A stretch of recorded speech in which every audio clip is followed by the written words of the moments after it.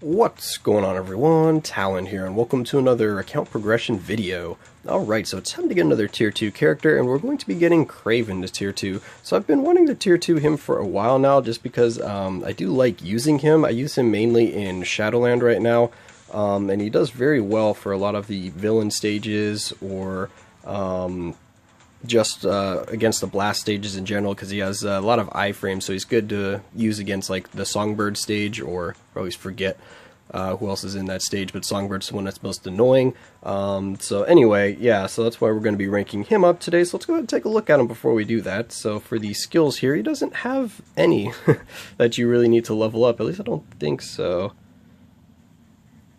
Yeah, because where was that skill that applies bleed? Because didn't he have one that gives bleed? Okay, maybe he didn't. But anyway, yeah, so none of his skills need to be leveled up for any of the effects, so you don't need to worry about that.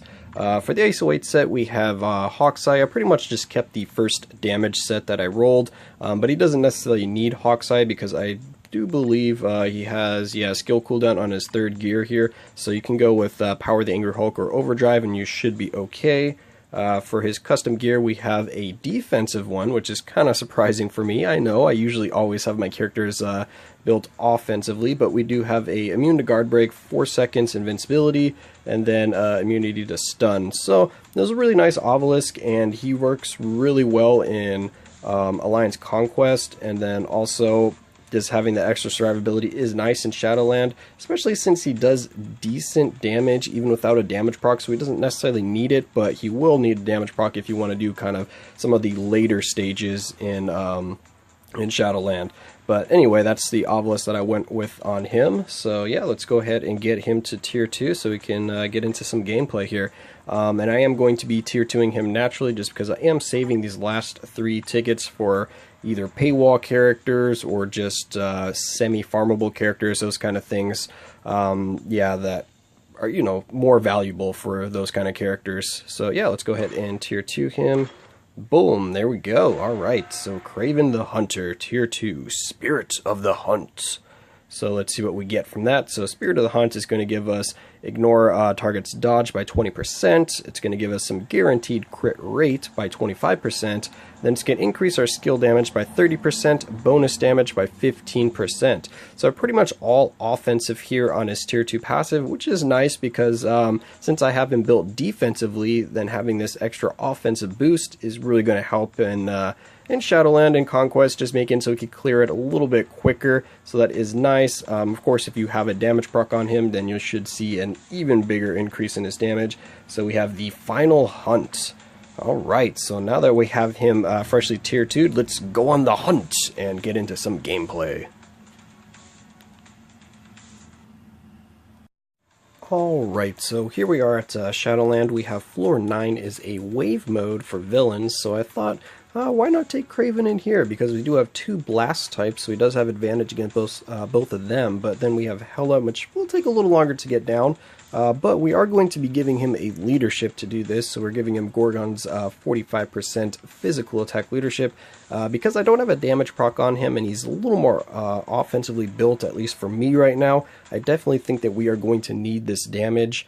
Also considering we are doing a wave mode, usually for wave modes you definitely want to bring a kind of high DPS character to get through it. So let's see if we can even get through here actually, because it is only floor, what did I say, floor 9, but it doesn't really matter where you're at. The wave modes can still be difficult if you don't have a high DPS character.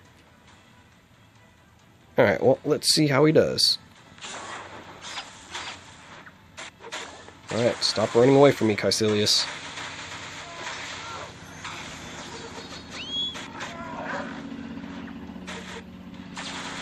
Okay, his damage is actually a lot better than I thought it was going to be.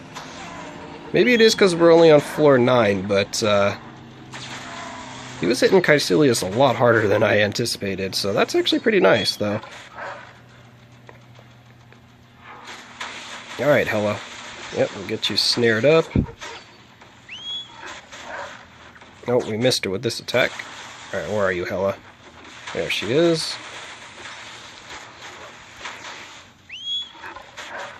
So as you can see, he does have a lot of iframes, so You can get away quite easily with putting a damage proc on him, just chaining together these iframes, because you can get out of harm's way for like 95% of the time that you're using him. There's only like a 2-second downtime, I think, between the iframe skills. But I'm actually a little more impressed with this damage than I thought I was going to be. It might, like I said before, it might just be because I'm on an early floor. We're only on floor 9, but he's doing pretty good damage for not having a damage proc. Come back here, Maximus. Don't run away. Just take the beating.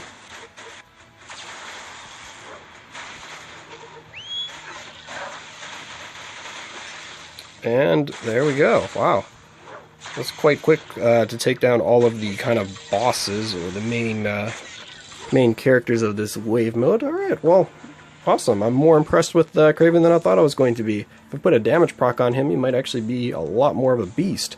But yeah, so overall, Kraven is a really strong character from the special missions that you can farm up, because like I said, he has a lot of iframes, so you can keep him alive quite easily. And as you can see there, he does decent and good damage, even without a damage proc, so you could definitely build him up either way. If you want to go with the damage proc, you might be able to clear the later floors a lot faster. I don't think he's necessarily going to be a good candidate for like World Boss Ultimate or anything like that, so mainly going to be like Shadowland and Alliance Conquest. But if you're still early in the game and you just need help with like regular World Boss or even World Boss Ultimate on like the first few kind of stages of it, like stage 1 through 5 or stage maybe even up to 10, he could probably help you out there as either a good support character or your main DPSer. But besides that, that's pretty much my overall view of this character. And yeah, very happy to add him to the tier 2 collection, but that's going to be it for this video here. I hope you guys enjoyed, and of course I will catch you in the next one.